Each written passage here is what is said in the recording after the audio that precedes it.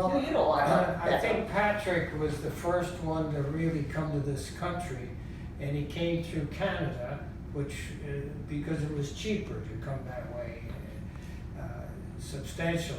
And the voyage was very troublesome.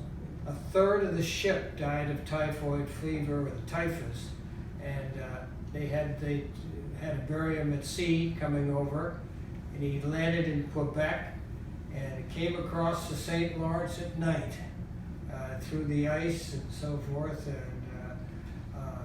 worked at odd jobs as a mason, and seemed to be quite literate because he was able to read a letter where a bunch of contractors nobody could read it, and he read it, and they offered him a job because of it.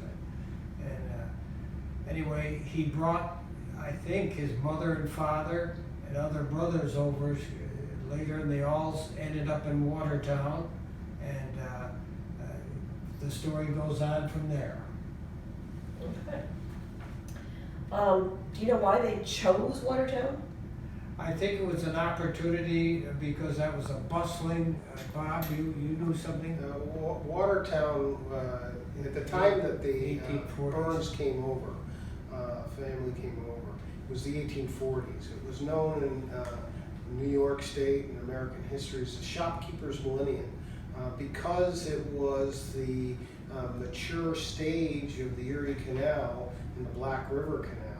There was a real bustling economy in this region, and even though they started out in Ogdensburg, they eventually ended up here in Watertown. As a matter of fact, Patrick Burns brought over a number of the family members here to settle into Watertown, and the three brothers from the painting all settled in Watertown.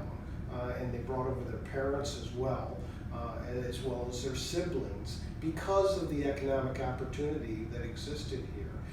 They were masons, as my dad said, and they did masonry work principally for churches all over upstate New York, from Utica to Amsterdam to here in Watertown to Elmira, Connecticut too. Yeah, in Connecticut. They were remarkable people, and they were very artistic. They did a lot of fresco work. They specialized in building steeples. They were very proud that many of their steeples were over 150 feet tall. They were remarkable practical engineers as well as masons, and they were really terrific people. You know, I think I read somewhere in the family history that Watertown had suffered a severe fire like a year or two before they came over, so there was a huge need for building here. That may be part of the reason that they decided to come further south, because I think they were originally in Ogdensburg for a short period of time. Around Potsdam for a very short period of time. They were all settled in Watertown by November of 1849. But 1849, there was a catastrophic fire in Watertown, which burnt most of Public Square. And the Burns brothers and many of their relatives who were also Masons, Haley's, Ward's, and others, were responsible for building. They said at one time had a hand in building every major building in Public Square. I think one of the interesting things is that they built a 22-foot monument in Calvary Cemetery, which people should go visit, to their parents who are buried there. And it's really remarkable, the size of the monument. There's nothing like it in that cemetery. And it was kind of interesting that John R. Burns, John Romaine Burns, was a grandson of John Burns, who was working on that monument, and he wanted to know, he said to his grandson, go home and ask Grandma how to spell mercy. And he never came back, and he spelled it his way, M-E-R-C-E-Y, and it's still to this day spelled that way on the monument. You know, another thing that I think it was Paul Burns told me, that he doesn't have definite proof of this, but that in Easkie, the village in Ireland, which is in County Sligo, where the brothers came from, there's a stone bridge, and it had been constructed a short time before they emigrated over here. So there's at least a reasonable likelihood that Patrick and his brothers may actually have learned their masonry work on that bridge in Sligo, which there'll be pictures of in our exhibit that people can look at. When they were, when Patrick was working around Ogdensburg, he was building bridges in Potsdam and over the Racket River and so forth. They were remarkably talented people, and very bright, and apparently well educated for the time. Now, most of them were in the construction business. I believe Michael was a farmer out on Tuck Hill in the Martinsburg area, or Montague. Montague, yes. And I know he did that for maybe 20 years or so, and then moved back into Watertown. Sold the farm to a cousin, a Graham. Mhm. The Grahams were descended from the Flynns. Oh. The first Thomas and Mary Burns, the first Burns who came here. Mrs. Burns married was a Flynn, so they were descended from her It's sister. interesting the name Graham's come up. He owned the San Francisco Seals baseball team, Charlie Graham. Patrick's son. Patrick's son, and got all the DiMaggios, Joe DiMaggio and Dominic DiMaggio and so forth. And Father Graham, his Jesuit son, became the editor of the Jesuit magazine, is one of the greatest historians. He's passed on now, but of the Vatican. Very interesting family. And they stayed very close to their Watertown Burns Yes, cousins. they did. What we know is older gentlemen, they had their pictures immortalized in the raffle and all these other paintings by George Taggart. Would one of you like to comment on the story of how that came about, or what you know about the raffle painting? Well, I understand my mother told me that the raffle was a very popular painting at the time, and it hung in every Irish saloon in the country practically, and also was on the cover of the Rotogravure, which was a very popular magazine. And I understand that it hung in the Metropolitan Museum of Art near the entranceway, and the Metropolitan Museum sells paintings quite frequently, and that was one that they sold. Yeah, I believe the Osborne Company is the one that turned it into a calendar. And they owned what we think is the original. And what we have at the Jefferson County Historical Society, we believe, is the copy that was commissioned by Celestine Cormac Burns. And there's a little bit of uncertainties which one's which. No one really knows what happened to the one that went to some art museum in New York City. We don't know ever what happened to it. But the one that we have here at the Historical Society, Celestine had it in his family, and then one of his descendants had it in Texas, and the grandson of one of the Taggart relatives, it wasn't the artist grandson, but one of his relatives, he bought it from a Burns member, and he gave it to his mother, who was Josephine Taggart Hudson. And she, upon her death, she ended up leaving it to her son for life because he went to the trouble of buying it for her. And then it came back to Watertown when he died. So he came back here last year, and that's when we decided to do this great celebration. So it's had an interesting journey, but we're now, as a family, we've created an endowment to make sure it stays here. It'll always be on public view for future generations, and hopefully they'll all like to hear about the story. My favorite story of the raffle is of the sons of all three of the brothers. And each of them, Patrick, Michael, and John, each had a son who served in the New York City Police Department. And they were all mounted policemen. They were all tall, strapping, intelligent men, and they all served at the same time. They served under Teddy Roosevelt as police commissioner. And there's a story, I don't know if it's true, that when they went out to have a drink together, they would always, because every saloon in New York had a copy of the raffle hanging, That's right. the calendar, and they would say, those are our dads, those are our fathers. And nobody ever believed them, so they stopped telling that story. Edward Burns, who was the brother of Thomas Burns, my grandfather, was the youngest police captain appointed by Teddy Roosevelt in New York City, and came to Watertown in retirement, and of course lived here in his later years. Yeah, among the exhibit items we have is the certificate of my grandfather was the one who was one of those sons that was in New York City. We have his billy clubs that are on display, but there's also the certificate with very faint handwriting of Teddy Roosevelt's signature, because I stupidly had it posted in the sunlight and it faded away. So, but if you look very carefully, you can still see his signature. One of the nice things about the painting is George Taggart really captured somewhat of an iconic moment for people who came from Ireland over to this country, because there's an Irish tradition that every year the gentlemen would get together in a family and actually have a raffle over a goose, and frequently was done at Christmas time. And he wanted to capture that moment.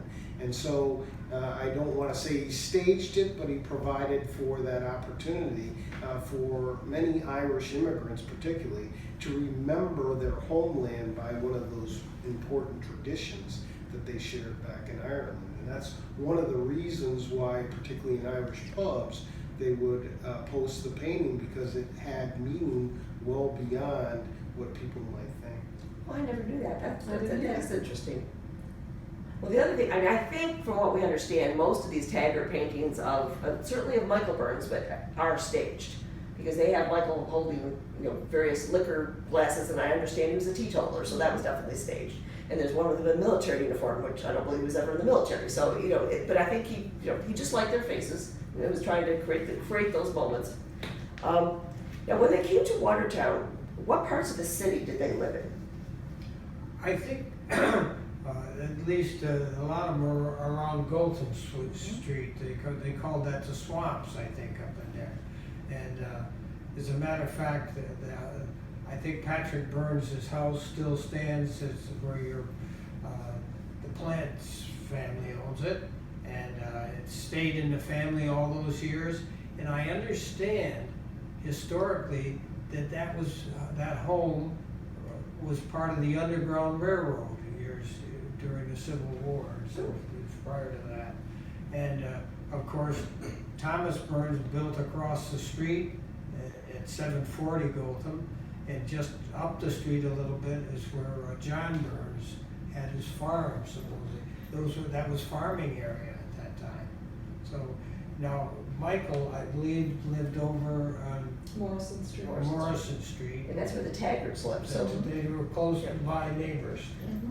Yes, indeed. And Patrick's son, John, excuse me, was also a portrait painter who worked occasionally with Taggart. We have a photograph of them in the studio. Just about Gotham Street, even on the ship with not Patrick and Margaret, they were on the Ellen. We don't know the name of the ship that the rest of the Burns came over 2 years later, but we do know that it held all sorts of neighbors and friends and relatives from Sligo, and they all settled. They could have named Gotham Street Sligo Street, because the McGowans, the Bretts, the Sweeneys, the Mullins, the Gilligans, the Mahans, they were all relatives in Dromore West, and they were all friends and neighbors on Gotham Street. Intermarried, many of them, sometimes more than once in a family. We have some double cousins. Yes. As a matter of fact, my father married Laura Burns, the only daughter and oldest daughter of Thomas Burns, and my father's oldest brother married Thomas Burns, my grandfather's sister, Molly. So her aunt was also her sister-in-law. So, Now, what do we know about the Flynn family? Do we know that Thomas's wife's family, did any of them come over to? Yes, that's where the Grahams come from, Okay. and there are still Graham descendants. Teresa, Nancy, what's her name? Dow. Teresa Dow is a direct descendant of that family. Now, we have in Watertown Ward Street and Haley Street, and they're connected to our family through the sisters of these brothers. yes. Anne Burns Ward married John Ward, and John was from County Meath. He was an exception to the Sligos, but he'd already been here for at least 10 years before the Burns came. And then Thomas Haley, again, was a very close friend and even possible relative. They, the Haleys and the Burns. Mother always said the Haleys and the Wards were all related. Mm-hmm. I noticed in the cemetery, Haley is spelled H-A-L-E-Y, but I also saw places where it said H-E-A-L-E-Y. I don't know if that was the same family or not. They're located close together in the cemetery, so I think there's probably a Well, connection. Bob, you had something on the Patrick One wrote of the about spelling. anthologies was This is- Burns writers took great concern about the fact that we shouldn't be living by a dictionary and that spelling was somewhat a relative art when you were writing. Matter of fact, they stood up and compared themselves to Mark Twain, saying that spelling wasn't always the most important thing in the world. And you know, my dad just mentioned the issue in the cemetery where the monument has Mercy spelled E-Y. Well, if you look throughout the course of the anthologies written by the Burns family members, it was frequent, because in Ireland this was done frequently, that they added an E before a Y. And most American spellings on things do not have the E before the Y, but they added their one in there. And it's interesting that Mercy, when he had a question about how to spell it, he added the E before the Y. So that's kind of an Irish tradition, I guess. Let's see here. You know, one of the things I did want to bring up, because I think it's important, is the Burns family, before they even got here, it was a remarkable family. They traced their lineage all the way back to James II, when Patrick fought who was the first of the clan in the lineage in the anthology, fought for James II against William of Orange, and that's after that battle he was kind of displaced. That's when he settled in northern Sligo, and that family came out of Eske, as was said, in northern Sligo County, which is in itself a remarkable town, because out of that, the Burns family were not only farmers, and they went into construction, as was said, but they also engaged in fishing. Eske is right on the coast and it has remarkable fishing grounds, and they were also very much involved in textile manufacturers. So they really were kind of Renaissance men and women out of that. And if you look at their posterity here, the intelligence and the education value that they put on pursuits. My great-grandfather, Thomas Burns, who inspired my dad to become a lawyer, and who through that inspired me as well. My middle name is Thomas. It was one of the finest lawyers in upstate New York history. He was a remarkable trial lawyer. Matter of fact, he was suing the New York Central Railroad with such great success. The company offered him to be their general counsel because he was beating them so often in court. And that lineage has passed down through our family, and we're so proud of that. His daughter, Laura, who I am a direct descendant of, and my grandmother, was a suffragette and led the fight for women to get the vote here in Watertown, was a beautiful woman. And one of the brightest people I've ever met. She was a great historian, gave our entire family a great love of history, which you can see has transcended throughout her family. When you have an anthology that goes back to the 1600s, you can see where my grandmother got it, and she imbued all of us with that love of history and love of family. That's my mother he's talking about. And incidentally, she was a nationally ranked amateur tennis player. Oh, cool. It was a remarkable lady. Now, Anne, I know you told me about there's the connection of the Fenian Society in Watertown. Yeah, what that? And John, again, the right hand, Burns' brother, was the youngest of the family, and he came over as a young teenager, but he always had a passion for his native land of Ireland. And right after the Civil War, there was a movement called the Fenian movement to try to reach Irish independence by attacking British Canada, hoping that that would rouse the sympathy of everyone so that Ireland would throw off British rule. So he was actually elected in Utica in 1866 by the center there as the commissary for almost all of northern New York State. And he was responsible for the care and feeding of up to, they estimate, 10,000 Fenian soldiers. Most of them had been veterans of the Civil War, both Confederate and Union, who passed through Watertown. And he was supported by another person who's connected to the family, Fighting Joe, General Fighting Joe Hooker, who was maybe not a supporter, a sympathizer to the Fenian movement. And he arranged to donate 1 million rounds of ammunition to John Burns and the Fenian movement in Watertown. Well, the U.S. Marshal very quickly seized that, and it was stored in a building which was on the corner of Stone and Washington Street. And John Burns, he wasn't that old a man at the time, got a group of supporters, broke through the crowd, went down and very calmly and coolly loaded the 1 million rounds of ammunition on flatbed cars for the railroad station, found a Fenian sympathetic engineer, and shipped those 1 million rounds to Sackett's. But it was never used in the Fenian movement. The Fenian movement was very short-lived, and very soon the people that had gone north to fight near Malone and other areas were trooping back through Watertown. And again, John Burns was in charge of making sure that they were fed and cared for. To my knowledge, none of the local Fenians were ever prosecuted. Some of the leaders were, but they were all allowed to go home unmolested. But he always had a passion for Ireland, and there's a newspaper article from 1902, he's speaking on St. Patrick's Day, going along with what you were saying, Bob, saying what a remarkable achievement to have in one generation, to have all of these descendants, college educated, working at trades, being members of the community, supportive members of the community. And he said, I'm determined to go back to Ireland. And he did. He was the only one of the brothers who did. He went the following year. He used the money. His wife had the farm on Gotham Street Hill. He married the girl next door, but up the street on Gotham Street. And that farm was sold as part of Thompson Park, the city park. Yes, a lot of Yeah. them. And he used the money to go back to Ireland with his wife Ellen.